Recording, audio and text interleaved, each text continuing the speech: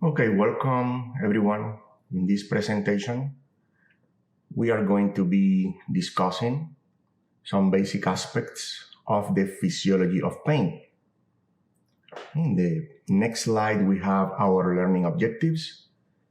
We are going to be talking about the modern definition of pain and also make a brief reference to key figures and milestones in the history of pain research. One of our objectives is that students distinguish between nociception and pain. In some scenarios, are able to correlate the definition of nociception and pain, and also talk about different types of nociceptors and understand the functions of these nociceptors. We're going to be talking about the process of sensitization in pain perception, distinguish or differentiate between different concepts that relate to pain, like hyperalgesia, allodynia, and we are going to be talking about the importance of the process of adaptation in the processing of pain. We're going to be talking about some aspects, clinical aspects, like the differences between nociceptive pain and neuropathic pain, and understand the pathways that carry the pain signals from the receptors to the central nervous system. We are going to be talking about the classification of pain and making a reference to something that is very important for the clinical practice, that is recognizing referred pain. And also we are going to be talking about some neurotransmitters, substances that the body uses to process the pain signals. Also, we are going to be discussing the role of the sympathetic nervous system in pain, and we will try to give you the big picture. So we are going to try to integrate the knowledge from various theories and neural pathways so we can better understand the multi-dimensional nature of pain. That means the physical, emotional, and cognitive aspects of pain and how it can impact the life of a person, more importantly when it's a chronic pain that, as you may know, is one of the most common causes of a patient seeking for medical attention, and in some cases leads the person to enter into a dependence on several medications, including opioids, that, as we know, the abuse of opioids has created a crisis in healthcare, that even has political implications. Let's start with this phrase, this quote that is attributed to Hippocrates, which is the father of medicine, a foundational figure in medicine. Hippocrates is recognized as the father of medicine. He's one of the classical philosophers. Before Hippocrates, there were some recordings in history. For example, Plato, Aristotle, that considered pain to be an emotion. They described pain as a passion of the soul. But Hippocrates started attributing pain to natural causes. Hippocrates was the first person to separate medicine from religion, and he attributed diseases, including pain, to natural causes like diet, environment. He used to believe that pain was the result of an imbalance in body humors. This specific quote that we have here emphasizes the central role of the brain in our experiences of both positive and negative emotions. According to Hippocrates, our well-being doesn't depend only on external events. So we are not happy or sad or in pain because of things that happen outside, but because of the interpretation that the brain makes of these events. This idea for Hippocrates' time was groundbreaking. He shifted the understanding of emotions and sensations from a mystical, superstitious framework to a biological one, and gave the central role of the brain. It proposed the central role of the brain as a control center for all of our experiences, be they joyous or painful. Okay, this statement is obvious to us, but it's incredibly relevant, was incredibly relevant in that time, and is relevant today to our study of pain physiology. This statement highlights the importance of understanding the neural pathways, the mechanisms that the brain has to interpret and modulate pain, okay, and provides a very important historical context to our understanding of the research about pain, the neuroscience research and pain physiology, okay, and will help students to appreciate the complexity and depth of this subject. But we're gonna mention now the modern definition of pain, so we can compare this modern definition with the historical background about the research about pain. Nowadays, pain is defined as an unpleasant sensory and emotional experience. Sensory and emotional, physical and mental, that is associated or resembles that experience associated with a real or a potential tissue damage. Okay, this definition highlights the two components of pain: the sensory experience, the physical aspect of the pain that we feel, a burn, an ache that results from skin damage, from organ damage, from nerve damage, indicating where the damage is. The second component is the emotional experience, and this is important because this acknowledges that pain isn't just a physical sensation. It is tied to how we feel emotionally about that sensation. Okay, our brain, our limbic system, several structures in the brain can amplify or dampen the experience of pain. For example, anxiety or fear can make pain feel worse, while being distracted might make the same level of pain more tolerable. This definition recognizes that pain can be associated with actual, real, or potential tissue damage.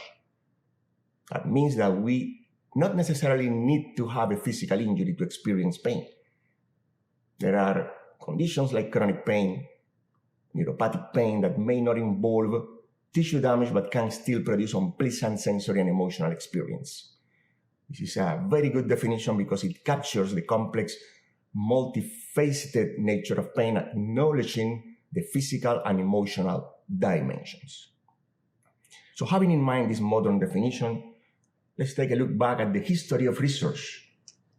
Okay, there are some historical evidences of the use of opium in Mesopotamia, in Sumerian clay tablets that date back to the 3000 BC, mention the opium for pain. Homer's Odyssey describes Helen giving Telemachus opioids to ease the grief of Odysseus' absence. And we go to the classical philosophers that we already mentioned, Plato, Aristotle, that considered pain an emotion or passion of the soul, and Hippocrates, father of medicine, that separate the mystical, religious causes from the physical causes and attributed diseases to natural causes. He believed that pain resulted from an imbalance of the four body humors. Then we move to Galen's era. Galen's important physician emphasized that pain is always the result of tissue injury, so he gave an emphasis to the physical aspect of pain. Then we have the Islamic Golden Age with Avicenna. He introduced the specificity theory describing pain as a unique sensation. Then Descartes, the Cartesian model, offered a mechanistic explanation. Descartes described an ascending pain pathway involving peripheral nerves, spinal cord, and the brain. Then in the 19th century, the more modern scientists identified the dorsal nerve root for transmitting sensory stimuli, and also discovered or described the spinothalamic tract It was described by Edinger in 1890 as an important pathway or tract for pain transmission. More recently, in the 20th century, the role of the thalamus in pain was proposed by Dejorin and Rossi. Some other scientists, Melsack and Wall, proposed the pain gate theory, as a theory of how our body can modulate pain. This theory has been recently disproved, but in that moment represented a great advance. Now, some new discoveries after the introduction of PET scans and more accurate diagnostic techniques around 1997, we could start understanding the affective component of pain. Some PET scan images showed that in the anterior cingulate gyrus or cortex, it's an area where we process emotional components of pain, giving us an understanding of the affective, emotional part of the pain. That led to a more unified model by Craig and Dostrovsky, that discovered what we call the medial and lateral pathways that participate in the transmission of pain signals and processing of pain signals. And in the 21st century, we obtained a more modern approach with what we call the triple network model. It's a modern approach that extends known pain pathways to explain chronic pain, with also the associated cognitive dysfunction that is involved in pain. So our understanding of pain has evolved from the early notions, simple notions, to complex multi-pathway models. And understanding these pathways can help effectively treat, understand, and manage pain, being either acute or chronic. So after this introduction, we can start exploring some important concepts that are necessary to the understanding of pain.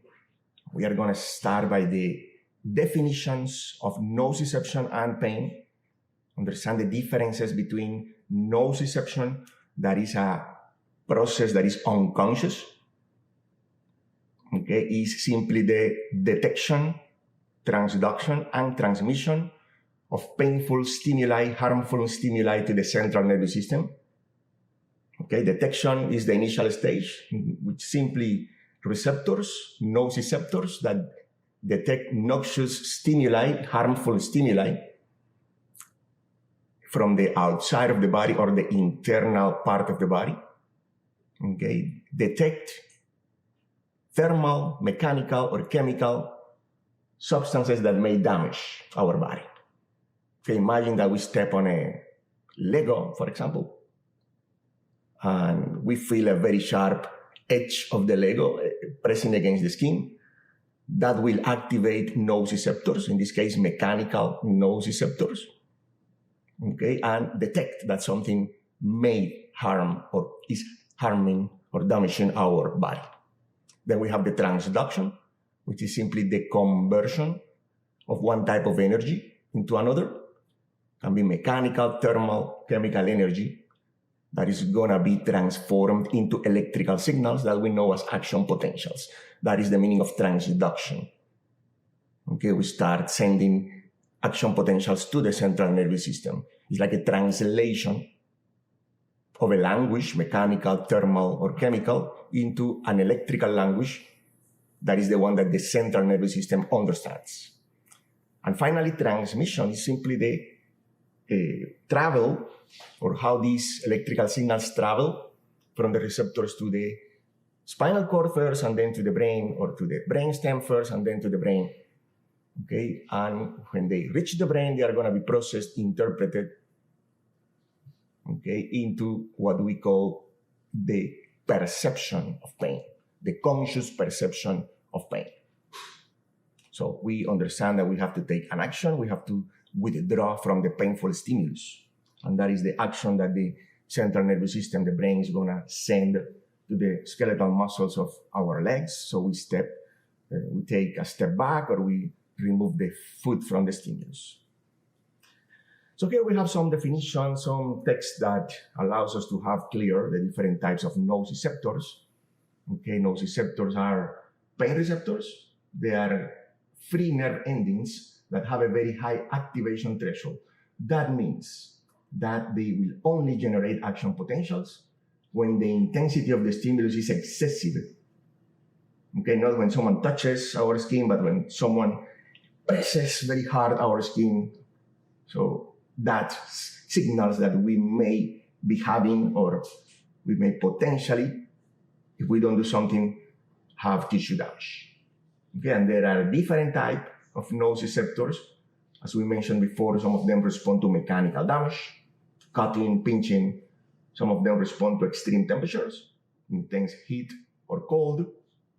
Some of them to specific chemicals that indicate tissue damage. For example, when we have tissue damage, the cells release potassium, the cells release arachidonic acid, and this arachidonic acid is converted to prostaglandins. Other cells release histamine. Okay, we activate several systems like the bradykinin system. These chemicals stimulate pain receptors. And also we have mixed or polymodal receptors that respond to different types of stimuli. We have to mention that these nociceptors are slow adapting.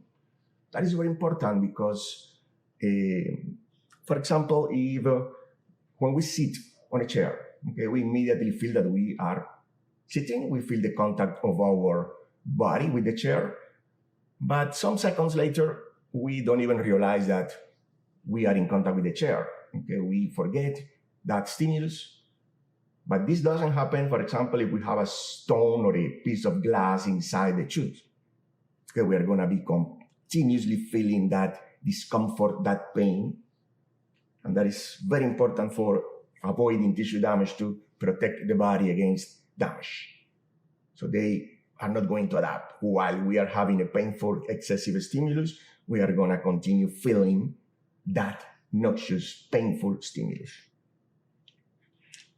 So it is important to have clear the difference between pain and nociception. Okay, remember, nociception is a subconscious process. It has 3 steps: detecting, transducing, and transmitting harmful stimuli from nociceptors through nerves to the central nervous system. Okay, we have steps: detection and transduction, then transmission, and we later will talk about modulation. Okay, there are several theories, several mechanisms that participate in the modulation of pain. That means either amplifying or dampening, reducing, okay, the perception of pain. Okay, pain is a conscious feeling that depends on the interpretation that the brain does of the painful stimuli. Okay, when the nociceptive signals reach the brain, they are processed, and this processing, this interpretation depends not only on the magnitude of the stimulus, also on past experiences, beliefs, emotions, situation, other factors. Okay, for example, if we know that we are in the dentist, and even though we feel some pain, okay, we are not going to jump and try to withdraw from the stimulus because we voluntarily choose to stay there, because we know that we have to go through that pain in order to get better. Same thing we could say about the pain that women feel during delivery, the uterine contractions. Okay, depending on the situation, we are going to react in one way or another. Some important thing that we briefly mentioned before, but we have to clarify, is adaptation. Okay, adaptation is the ability of the sensory receptors to adjust their sensitivity to a stimulus. Every receptor will have a threshold for activation, and depending on the magnitude of the stimulus, they are gonna either transmit action potentials or not. If you remember when you studied the action potential, it is an all or none phenomenon. So a stimulus needs to reach the threshold for the neuron to trigger the spike potential or the action potential. Okay, sometimes we have the process of summation, when we have stimuli from different neurons that occur at the same time, or from a single receptor that is firing too quickly. So there is a temporal and spatial summation. So when a sensory receptor is continuously exposed to the same stimulus, the responsiveness may diminish over time. Okay, there are different types of receptors. Some of them are called phasic receptors. These are the ones that are quick to adapt. They are very sensitive but adapt quickly when they detect a stimulus, but the stimulus doesn't represent a damage for the body.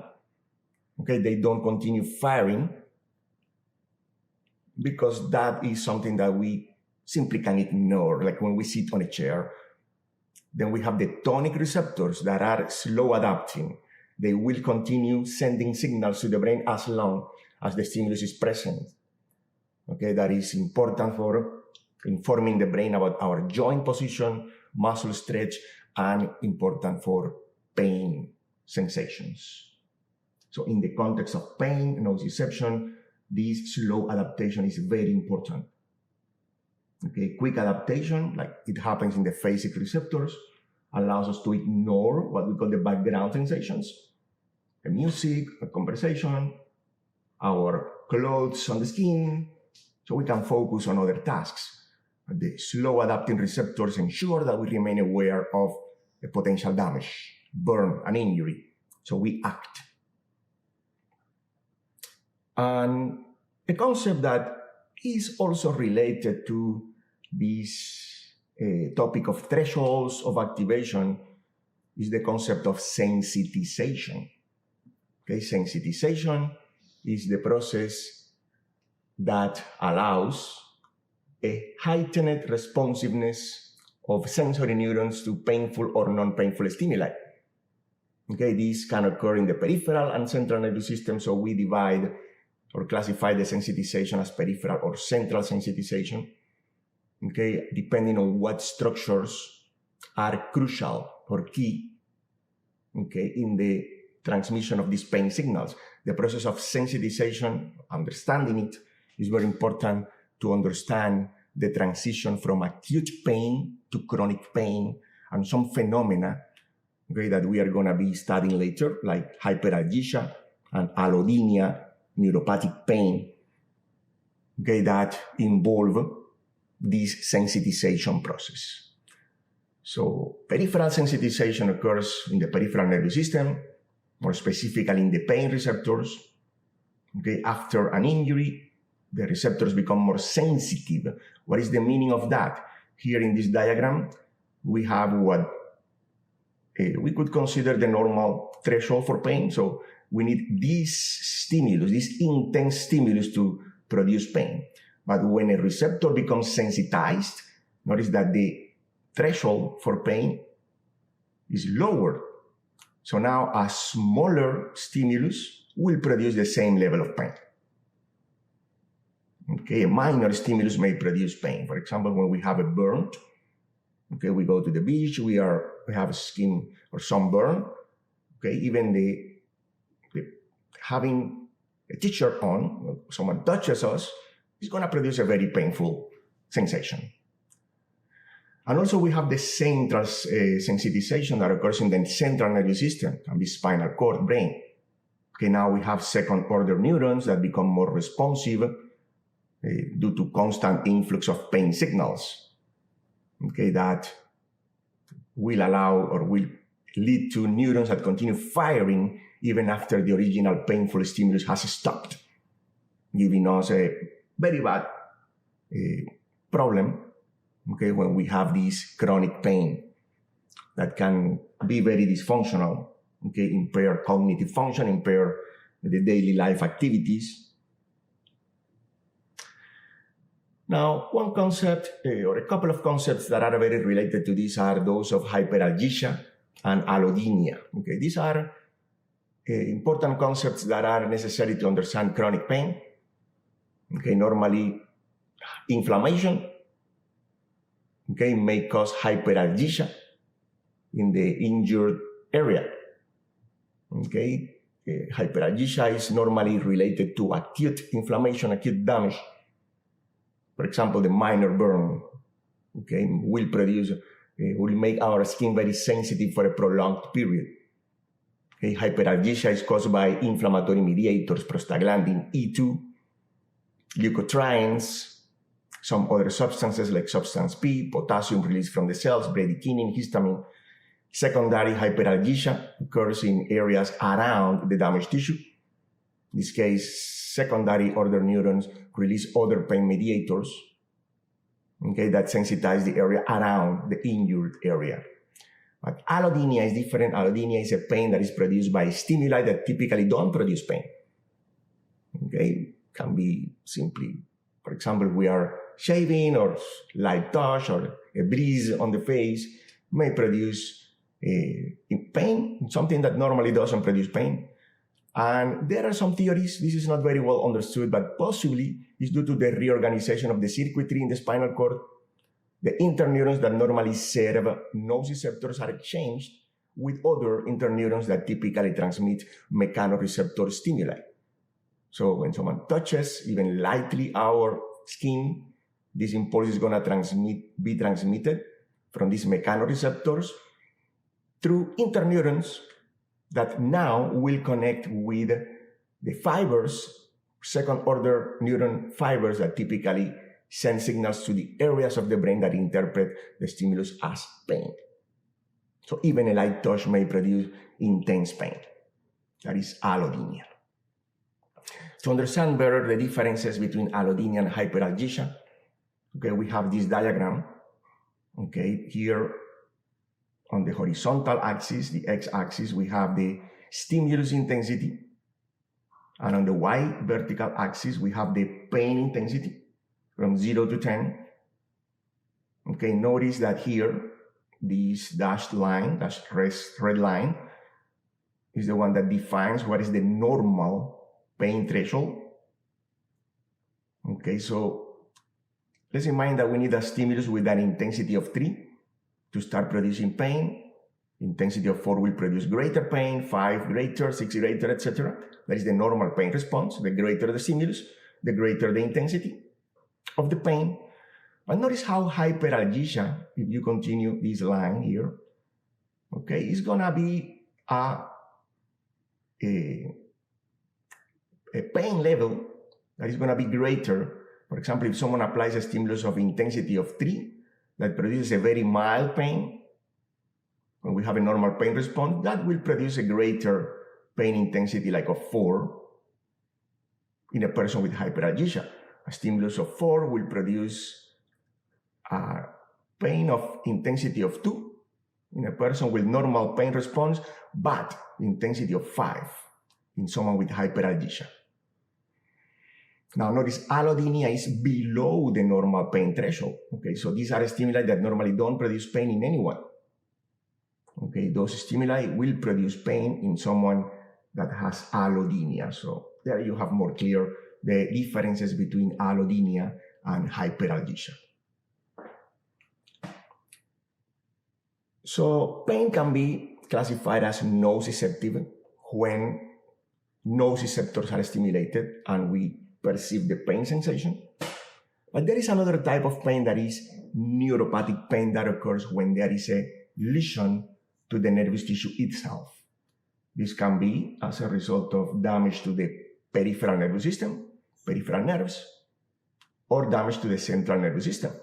So we have peripheral and central neuropathic pain.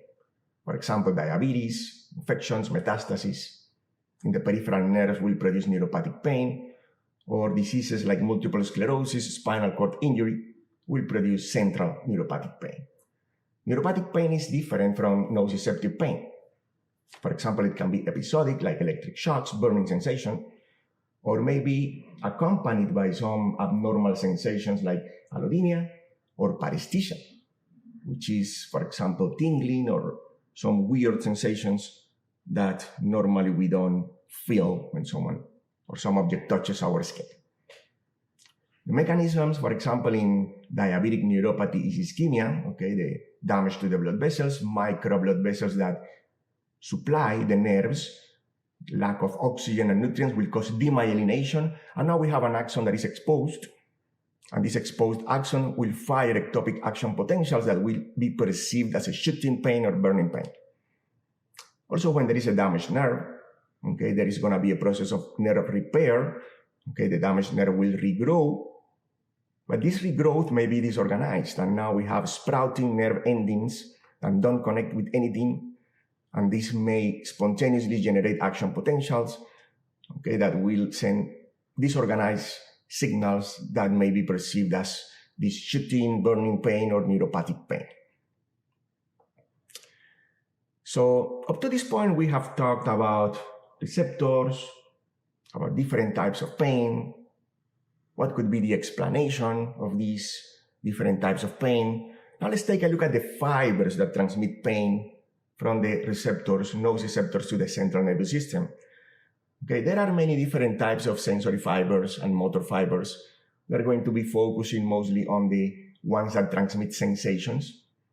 Specifically for pain, we have the A delta fibers, which are thin myelinated fibers that are fast conducting. And these are the ones that transmit the first pain or fast pain that is sharp, acute, well localized. It's the one that typically provokes the rapid withdrawal response from the stimulus, or painful stimulus. Then we have the C fibers, which are thinner, and they are unmyelinated, so they conduct impulses very slowly. Okay, they typically convey a dull, aching, burning, or throbbing sensation that we call slow pain or second pain. This produces a more diffuse and poorly localized pain than the A delta fibers. We have a table here that summarizes the different types of fibers. The last two are the A delta and the C that we already mentioned. Notice that the A delta transmit mechanical and thermal impulses, and the slow fibers transmit mechanical, thermal, and chemical energy. Okay, they have a very important difference in the conduction velocity, and the A delta are myelinated, the C fibers are non-myelinated. And the two top fibers are also fibers that transmit sensations, sensory impulses. They don't transmit pain impulses, but we need to remember their existence in order to understand later what we call the modulation of pain. For example, A alpha, A beta, they transmit non-nociceptive stimuli, proprioception, touch, and pressure. They are myelinated. They have fast conduction velocities because of the presence of myelin and their diameter. The greater the diameter and the greater the myelin sheath, the faster the velocity of conduction is going to be. And this diagram expresses the same. Okay, this shows the difference between A delta and C fibers. You can see the presence of myelin. This one is unmyelinated, slow conducting, fast conducting. And the A delta respond to mechanical, thermal, and chemical energy. These inflammatory mediators, potassium, prostaglandins, etc., that are produced by damaged tissues. Okay, so after understanding some of these details about the reception, detection, transmission, okay, and also transduction of pain signals, we can enter in more details about the classification of pain. Okay, pain can be classified as acute or chronic. Okay, some time ago there was an arbitrary classification, more or less than 6 months. That is totally arbitrary. Then for some conditions it was 3 months, 6 months. That is also very arbitrary. So we prefer to use a classification of acute or chronic and call chronic pain when the pain extends beyond the expected healing period following tissue injury. Okay, pain also can be classified as nociceptive and neuropathic. Okay, we already mentioned this topic. Okay, when the pain arises from nociceptor stimulation is nociceptive. When it occurs from nerve or central tissue damage is called neuropathic pain. Pain can be classified as superficial, okay, or deep or visceral. Okay, when it's due to skin damage, sharp and well localized, okay, is called superficial pain. And remember, we have different types of pain depending on what fibers are transmitting the signals. Initial or delayed pain. Initial pain is sharp, transmitted by myelinated A delta fibers, while the delayed slow pain, okay, is this diffuse, poorly localized pain that typically involves transmission through unmyelinated C fibers. Now, what we call deep pain is a dull, aching, and poorly localized pain that occurs from damage to deep structures like muscles, tendons, ligaments. Okay, we also have what we call the visceral pain that shares some characteristics with the deep pain. It's dull, diffuse, poorly localized. Typically follows damage to internal organs. Okay, for example, distension of the stomach, intestines, or spasm in internal organs, or distension of the capsule of an organ like the spleen or the liver. And clinically important is the concept of referred pain. That is a pain that appears in a site that is distant from the damaged organ. Okay, here we have a table that shows some examples. For example, typical myocardial infarction pain, okay, when it occurs in the anterior lateral wall of the heart, will be referred to the left chest wall, left neck, jaw, left shoulder, left arm. Okay, a pain that occurs from cholecystitis, irritation of the diaphragm, hepatitis may appear in the right shoulder. Okay, when there is a ruptured spleen that also irritates the diaphragm, will appear in the left shoulder. Stomach ulcers, cancer will produce pain in the epigastrium, okay, and also may radiate to the mid-back between the scapula. This also applies to pancreatitis or pancreatic cancer. Lower lobe pneumonia will produce upper quadrant abdominal pain. Appendicitis, okay, in the initial stages will produce pain in the periumbilical area. Okay, then this pain will move to the right lower quadrant. In this case, it's not referred pain. That is the location of the appendix. So when the appendix is very inflamed and ruptures, starts irritating the peritoneum, that will produce pain in the right lower quadrant.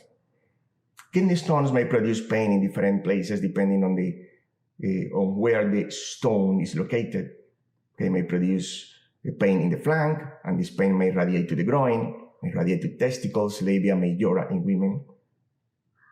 Okay, in this diagram we have some classic examples of the places where the lesions of the heart, gallbladder, left ureter may produce this referred pain.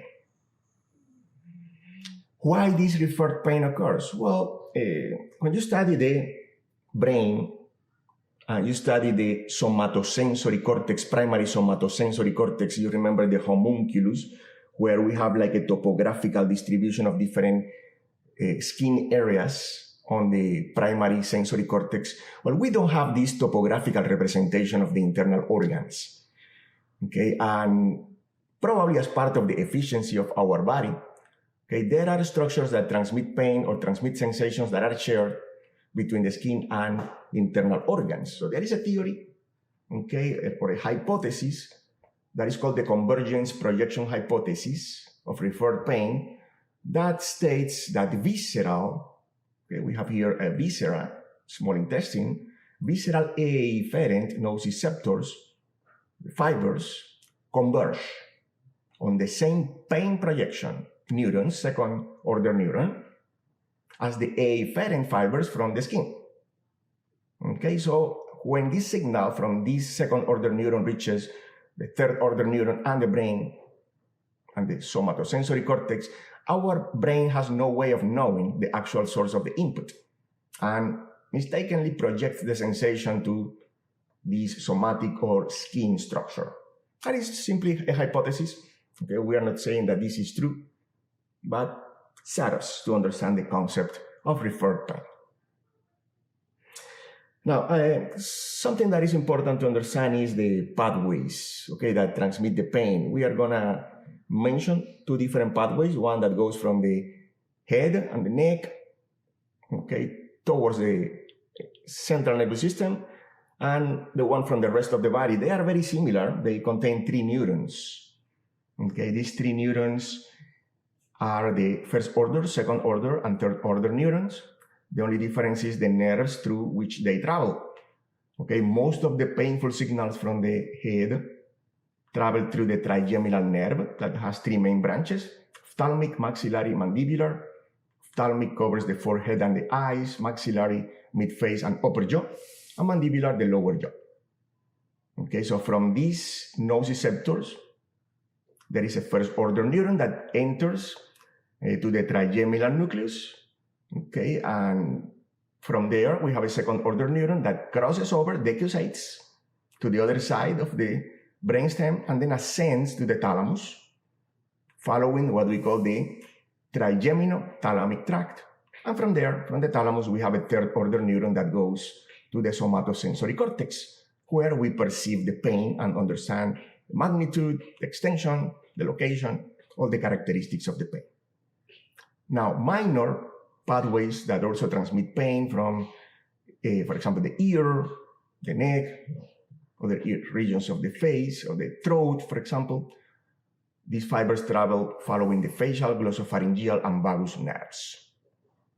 From the rest of the body, we have something similar, but in this case, instead of cranial nerves, we have the spinal nerves at different levels, different dermatomes. And we also have the first order neuron, can be different fibers, C fibers or A delta fibers that enter the spinal cord, synapse with second order neuron in the dorsal horn of the spinal cord. The second order neuron then crosses over, like one or two segments above, decusate to the other side of the spinal cord and ascend as the spinothalamic tract. This spinothalamic tract carries the signals to the thalamus, where we have the synapses with third order neurons that project to the somatosensory cortex, where we recognize, interpret consciously the pain sensation and also understand the magnitude, the location, the extension, duration, all the characteristics of the stimulus. We have here a representation of what we mentioned. Okay, here we have the source of pain, nociceptor stimulated. Okay, we have the C unmyelinated fibers, the A delta fibers, neuronal bodies in the dorsal root ganglion. Okay, and this axon extending to synapse in the dorsal horn of the spinal cord. Notice that then we have a neuron, second order neuron that decusates, crosses to the other side, and ascends to the thalamus, okay, as the second order neuron. In some cases, for example, these A delta fibers have an interneuron. Okay, we are going to see the importance of this interneuron when we study later what we call the gate or gating theory.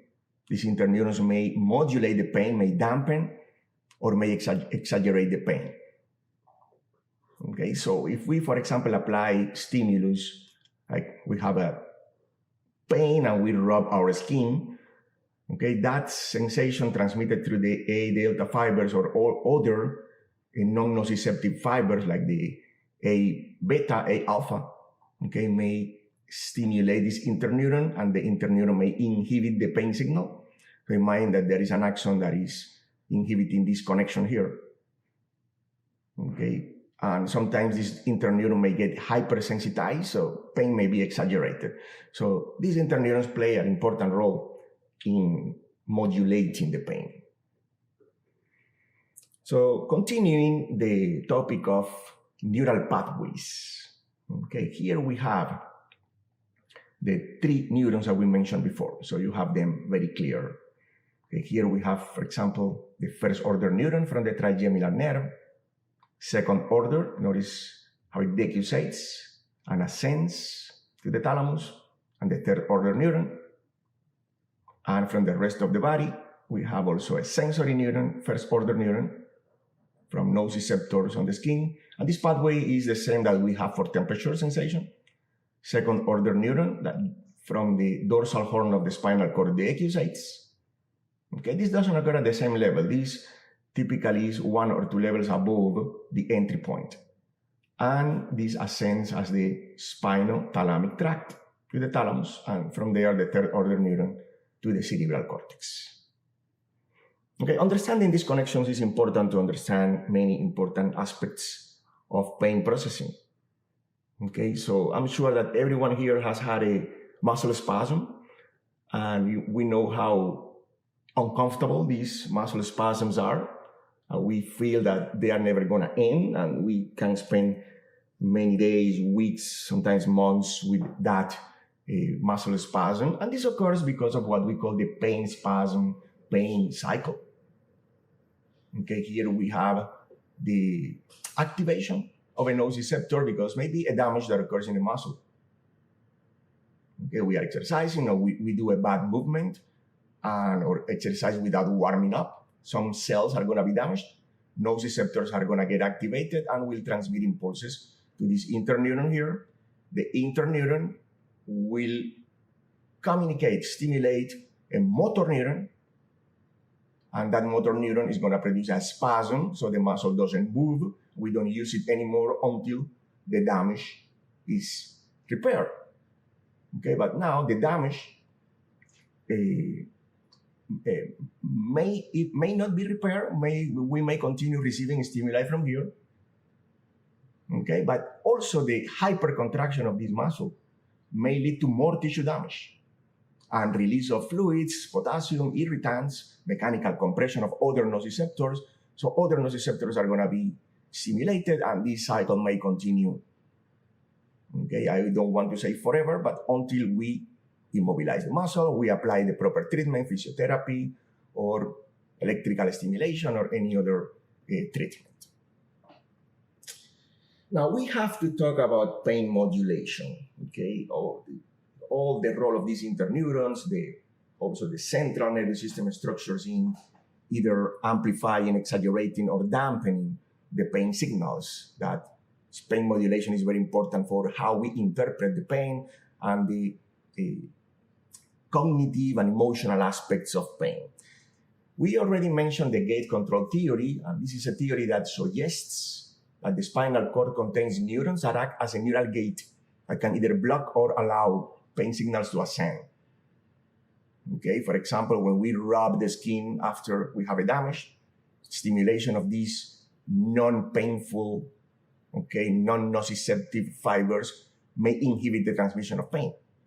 Or when we apply cold to reduce pain, or simply any other topical treatment, acupuncture, for example. Okay, it's a multifaceted process that involves an interplay of the different physiological, psychological, environmental factors, okay, and allows us to use a multimodal approach to pain management, tailoring the interventions to individual patients' needs. There are several neurotransmitters that participate in this.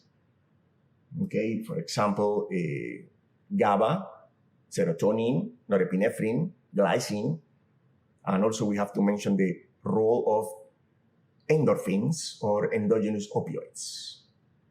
Okay, so this central or this gate control theory has been recently disproved, and we still have to mention it because it's helpful to understand how pain can be modulated. There are also some descending modulatory systems. The brain has some neurons that descend, okay, from the limbic system that can inhibit or increase the pain signals at the spinal cord level. Okay, these are the ones that allow us to stay sitting at the dentist even when we are feeling pain. Okay, there are some neurotransmitters like the endogenous opioids, which are pain-relieving chemicals, endorphins, encephalins, dynorphins, that can be released in response to pain. They typically act on opioid receptors between the first and second order neuron.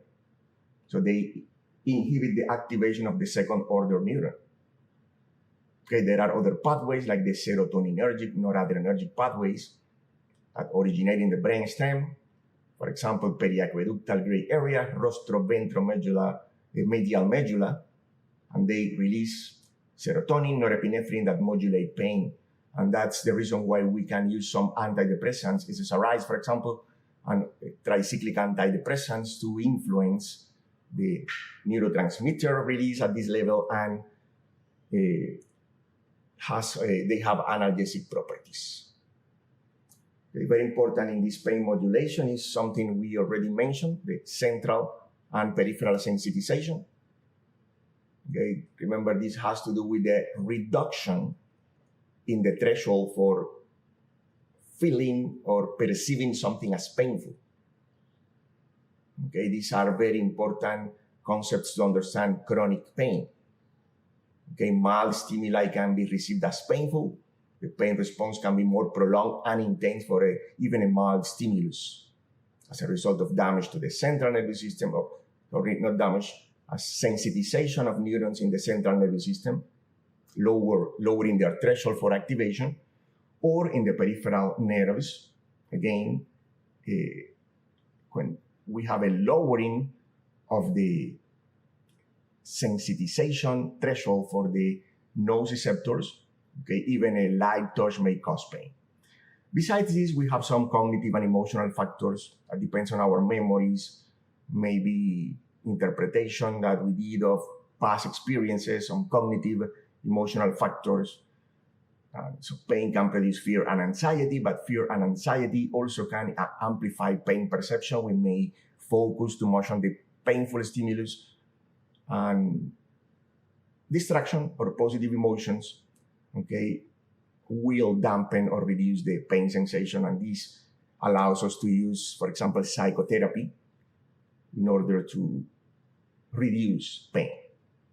Besides this, we have to mention the placebo effect, okay, that this is simply the belief in the efficacy of a treatment, okay, even when the treatment has no proven therapeutic effect, sugar pills or acupuncture or any other homeopathic, for example, treatments that people believe that they are going to work, they are going to reduce pain.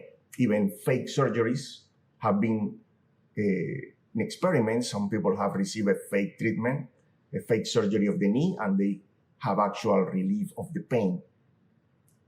And well, the physical interventions that we do, like transcutaneous electrical nerve stimulation, spinal cord stimulation, acupuncture, certain types of massage, okay, can interfere with the transmission of pain signals and reduce the level of pain. Here we have this diagram that shows what I mentioned before about the interneurons. Okay, these top here, A delta C fibers are transmitting nociceptive pain signals. They try to inhibit the interneuron, so pain can go through the second order neuron to the thalamus. But if we rub or apply any topical treatment, acupuncture, okay, transcutaneous electrical stimulation, the stimulation of other fibers that are non-nociceptives, transmit vibration, touch, pressure, etc., will stimulate the inhibitory interneuron, so the second order neuron is not going to transmit pain signals to the brain. Okay, this is very similar, but is explained in the different types of neurotransmitters, okay, that participate at different levels. Okay, between the first order and second order neuron, we have substance P. It stimulates pain signals. Very important in this connection, the synapses between first and second order neuron. And the inhibitory interneuron will release opioids, endorphins, enkephalins, dynorphins, in order to cut or interrupt the transmission of pain impulses. These opioids, what they do? Well, they simply hyperpolarize the postsynaptic membrane. They open potassium channels here, producing a hyperpolarization of the second order neuron, or they may block the entry of calcium in the presynaptic membrane. If we block the entry of calcium, these neurotransmitters are not going to be released here. Okay, inhibitory interneurons may be stimulated, as we saw in the previous slide, by non-nociceptive fibers, or they can be stimulated by the descending neurons. Okay, remember the mechanisms that we mentioned before about the descending modulatory systems. Okay, these are the fibers that travel from the brain to contact with these inhibitory interneurons to block the transmission of pain. Okay, so we can say that we have several networks that are important to understand. Okay, here on the left side, we have the transmission system for nociceptive messages. This was already explained. Site of injury, nociceptors, first order, second order neuron that decusates and ascends as the spinal thalamic tract. And here we have the connections in the thalamus, sending signals to the limbic system. Okay, the insula, anterior cingulate, and somatosensory cortex. And we have the pain modulation network, which are descending fibers from the hypothalamus, from the somatosensory cortex, frontal cortex, hypothalamus, that activate cells in the midbrain that control spinal pain transmission signals and stimulate, or notice here how they are blocking the connection between the first order and second order neuron. So another important concept that is important to understand chronic pain and some other aspects of pain is, or are the events that lead to activation, sensitization, and spread of sensitization of these pain signals. Okay, we have here on the left side the direct activation of the nociceptors. Notice substances that are released as a result of tissue damage, potassium, prostaglandins, hydrogen, bradykinin, stimulating directly pain receptors, okay, in the first order neuron. And on the right side, we have the secondary activation. After this has occurred, notice that now we have here mast cells releasing histamine, okay, and platelets, when there is a vascular damage, releasing serotonin.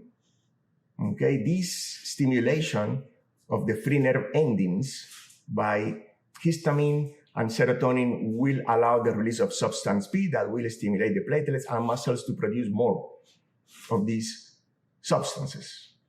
Okay, so we have here a positive feedback cycle that will produce, okay, what we call the secondary activation of the same nociceptors. Okay, on the right side here, we have the action of substance P on the blood vessels, okay, that will cause the release of histamine from, or activation of the bradykinin system that will stimulate pain receptors to release more substance P and produce another type of positive feedback here. That is what we call the secondary activation. Something else that we have to understand is the role of the central nervous system, more specifically the sympathetic nervous system in pain. Okay, the sympathetic nervous system is the one that is activated when we have a stress on the body. Stress in this case is a painful stimulus, something that is potentially damaging our body. So any abnormal sympathetic activation, when we have a hyperactive response of the central nervous system to injury, or when the activation doesn't subside, okay, that can increase the pain severity.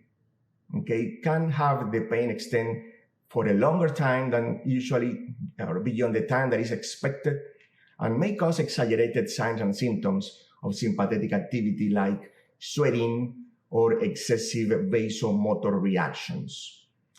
Okay, and this may explain, for example, what we call the complex regional pain syndrome that typically results from sympathetic nervous system overactivation.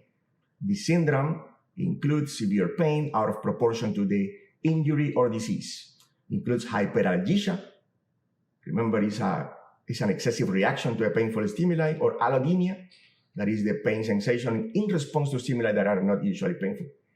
And may include also some trophic changes on the skin, like atrophy, hyperhidrosis, edema, stiffness, increased sweating, and even decreased hair growth. It's important to understand the role of the sympathetic nervous system, okay, because also the stimuli, okay, that evoke or provoke a sympathetic response, like emotional events, for example, may exacerbate the pain, and that's why when we are under stress, the painful stimuli are felt more intense and last longer. So in the modern study of pain, okay, remember when we were mentioning the history of pain research, we understand that pain consists of painfulness, which is the reaction or the perception of the physical damage, plus suffering, which is the emotional, unpleasant, anguishing experience that affects individuals at a psychophysical level. And the suffering part is associated with negative cognitive, emotional, and also autonomic responses like the sympathetic nervous system response that we mentioned.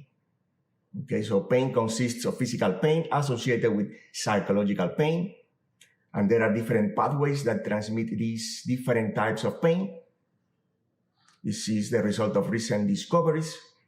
For example, the painfulness, the physical pain, okay, arises from signals that come from A delta fibers sent to the thalamus and somatosensory cortex, but the suffering part, the psychological part, emotional part, arises from the signals that are transmitted from C fibers, that is going to the anterior insula, which is a part of the brain that allows us to have an interpretation of who we are and what are the internal conditions. Okay, so this sensation of pain can lead to suffering, okay, via the associated feeling of emotional unpleasantness and also the cognitive aspects of catastrophizing the pain.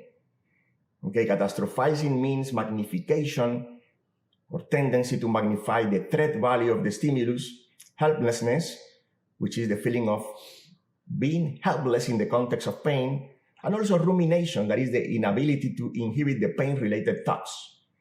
Okay, when someone has a deficient cognitive coping strategy, pain catastrophizing could act as an amplifier of the emotional unpleasantness and pain intensity. Okay, we need to understand these neuroanatomical aspects, okay, that typically correlate with activity in the anterior insula and other parts of the limbic system. Okay, the combination of this perceived unpleasantness and catastrophizing leads to suffering that can be expressed through different behaviors like anger, fear, frustration, anxiety, depression, and functional disability. So global pain can be explained as the sum of the painfulness plus the suffering minus the activity of the pain suppression mechanisms, okay, that are achieved through these descending pathways that release different chemicals like endogenous opioids. And of course, this can be helped by the use of different types of medications and psychotherapy and physical therapy.